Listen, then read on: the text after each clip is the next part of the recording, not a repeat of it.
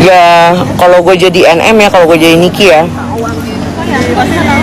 Kalau lu jadi Niki ya, gue rasa juga biar lu nggak kesalahan terus, lu juga harus cerita deh masalahnya tuh apa. Kalau dia lagi kan suka sama kemarin tuh kayak ada gitu kan.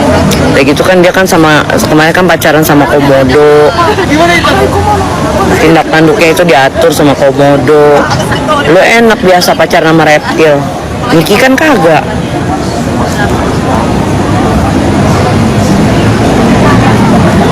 Kalau kasus NM itu untuk kepentingan rakyat nggak akan menurutmu, tapi duitnya diterima ya. Maksudnya bagaimana dah?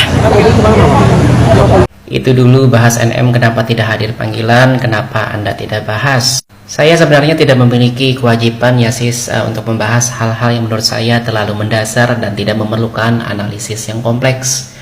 Namun karena Anda bertanya, baiklah saya akan menjelaskan berdasarkan pemahaman hukum yang berlaku di Indonesia. Satu hal yang harus kita pahami ya sis, bahwa dalam sistem hukum kita itu baik pelapor, terlapor maupun seseorang yang telah ditetapkan sebagai tersangka tetap memiliki hak-hak hukum, termasuk hak untuk menunda pemeriksaan dengan alasan-alasan yang sah.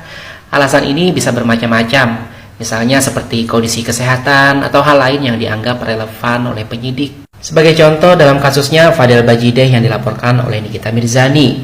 Nah, Fadel juga sempat kan beberapa kali tidak menghadiri panggilan pemeriksaan dan klarifikasi dengan alasan sakit. Apakah dengan demikian Fadel langsung dianggap menghindar dari proses hukum? Tentu tidak, karena hukum di Indonesia itu tetap memberikan ruang bagi pihak terkait untuk mengajukan alasan yang dapat dipertanggungjawabkan. Jadi sebelum mempertanyakan sesuatu, ada baiknya kita memahami bahwa hukum memiliki prosedur yang harus dihormati. Jika masih kurang jelas, saya masih bisa memberikan penjelasan yang lebih komprehensif.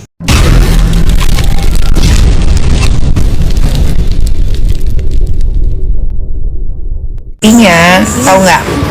Gue tuh happy banget karena apa? Memang lingkungan pertemanan itu penting ya guys ya, untuk meningkatkan kepintaran kita ya. Nah, si Ratu Flexing ini memang blow on. Jadi waktu dia nelfon Mail sama si Reza Ratu Flexing ini direkam guys. Direkam. Rekamannya kurang lebih 9 menit. 9 menit 41 detik. 9 menit 41 detik dia yang rekam sendiri. Tapi dia ngomongnya, aku minta tolong dong diketemuin sama Kak Niki. Sampai polisi, sampai penyidik yang waktu itu BAP gue, dia sampai siap pas dengerin voice gue rekaman gitu. Terus gue cuma bilang kayak, tuh bapak ada proses enggak? Sampai gue gitu. Iya. Kalau mau saya berbicara nanti sebenarnya di pengadilan aja. Iya. Jadi si Reza blow on ini memang, aduh nggak ngerti deh, dia ngerekam guys, dia yang ngerekam sendiri. Tapi di rekaman itu dia ngomong sendiri, memelas, minta tolong. Jangan banyak. Kita tuh nggak ada ngerekam sama sekali, karena gue kan kalau sama orang ya positive thinking aja, nggak punya pikiran jahat, nggak punya pikiran apa-apa, nggak punya pikiran apa-apa. Jadi mereka yang ngerekam, Reza si Ratu Flexing ini yang ngerekam, dia yang ngerekam, terus begitu dia juga yang apa? Coba iya memaksa saya untuk kayak, ya udah Mail berapa, nggak apa-apa. Gue bilang aku nggak enak dok, yaudah nggak apa-apa sebutin aja. Silver. Silver. Masa Reza Ratu Flexing aja, jangan Reza Silver. Manusia silver coy. Nggak mau Ratu Flexing, gue mau manusia silver. Gitu guys ya. Jadi kalau geng-gengnya mereka nyebarin suara rekaman, emang betul itu rekaman suaranya Mail yang dirubah, tapi mereka yang ngerekam. Makanya mereka punya rekamannya. Kalau kita nggak punya rekaman, karena memang nggak ada apa ya, pikiran jelek, pikiran jahat, pikiran kotor tuh nggak ada. Nikita Mirzani tidak bisa mengelak setelah dijadikan tersangka dalam kasus pemerasan yang dilaporkan oleh Dr. Reza Gladys. Kasus yang tengah menyeret Nikita Mirzani dan Dr. Reza Gladys kembali menjadi sorotan. Jika tidak dengan barang bukti lengkap dan valid yang telah dikantongi oleh Polda Metro Jaya, tidak mungkin memutuskan status tersangka kepada Nikita Mirzani dan asistennya.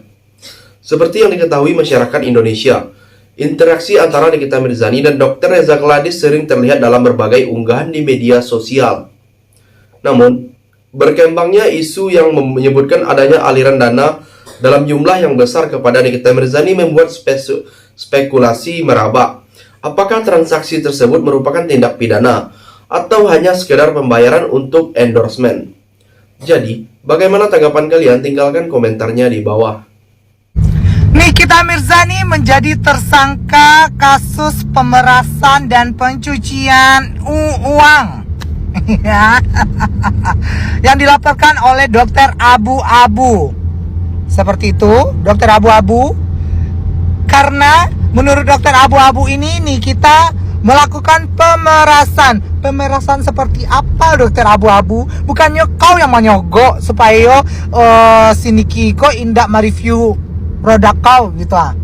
Supaya nak mereview produk kau yang overclaim tuh gitu ah. Yang ada kau jual bebas di e-commerce. Nah, padahal yang melakukan itu adalah tenaga yang ada lisensinya. Kau jual sih kau sembarang gitu ah. Aku netizen bodoh kau cek lain. Sanangnya nyekecenya awak buzzer gitu ah. Nyekecenya awak buzzer. Tolong sebagai netizen tuh yang pintar, jangan bodoh. Bakecian lo suku-sukunya lah memblok, suka-suka dia lah ngeblok kan IG dia. Nggak gitu konsepnya do. Nyubuetnya sana-sanang sedih tuh komentar-komentar positif. Pemerasan apa yang dilakukan sama Nikita Mirzani? Sedangkan nyonya mencicil kredit motor kalau mencicil gitu ha. Kalau pemerasan tuh nah ada yang dicicil do gitu. Jadi besoknya tanyanya deh hakim, Nikita Mirzani, apakah benar Anda melakukan pemerasan terhadap Dokter Abu-Abu? Tidak, yang mulia. Tunggu dia tuh jatuhnya. Kronologisnya seperti ini. Dia mencicil, yang mulia. Kredit motor kau mencicil kau gitu ha. Sibuknya sampainya segerombolan sirkusnya tuh tiba katampe ya. Tibonya katampe DPR, rami-raminya di situ. Datang si ular juga berbicara, "Saya sebagai korbannya Doktif, Pak, Ibu." Yang kedua, meskipun ada narasi yang mencoba menggiring opini bahwa dana yang diterima Nikita Mirzani merupakan bagian dari kerjasama endorsement, banyak masyarakat yang sulit mempercayainya. Pasalnya Nikita Mirzani adalah pemilik sebuah brand skincare sehingga tampak janggal jika Dr. Reza Gladys memberikan dana dalam jumlah besar hanya untuk promosi. Muncul dengan dugaan kuat bahwa dana tersebut sebenarnya berkaitan dengan pemerasan yang dilakukan oleh Nikita Mirzani. Selain itu, publik juga mengetahui bahwa Nikita Mirzani seringkali membuli Dr. Reza Gladys di media sosial dengan cara negatif. Hal ini semakin memperkuat dugaan bahwa ada motif lain di balik transaksi tersebut yang lebih dari sekedar endorsement.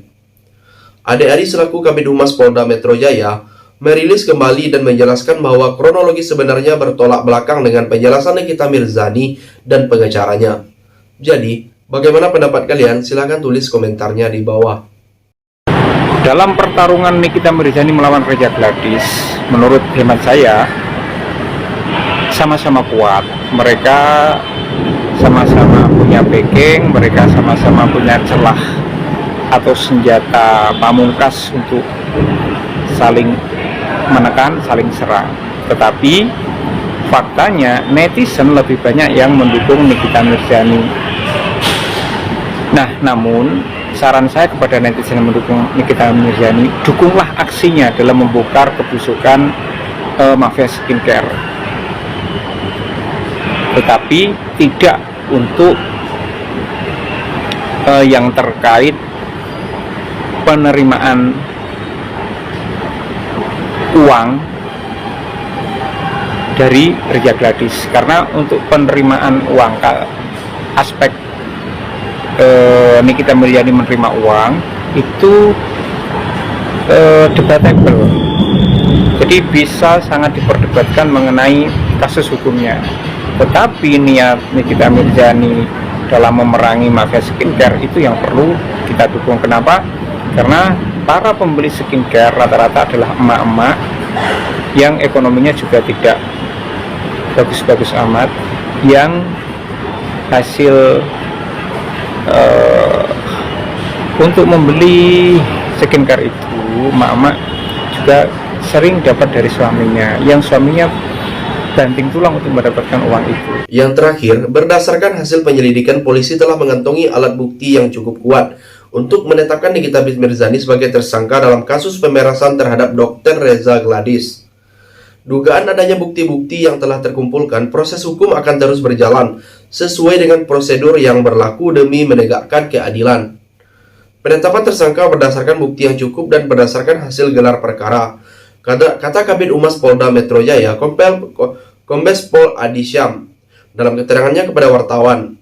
Kemudian ada juga bukti hasil ekstraksi barang digital dan pemeriksaan ahli, jelasnya. Terakhir, Nikita Mirzani dijerat dengan pasal 3 dan 4 Undang-Undang Tindak Pidana Pencucian Uang dengan maksimal penjara 20 tahun. Jadi, sampai di sini bagaimana tanggapan kalian? Tinggalkan komentar di bawah sebanyak-banyaknya. Saya dari channel YouTube Segudang TV, pamit, sampai jumpa.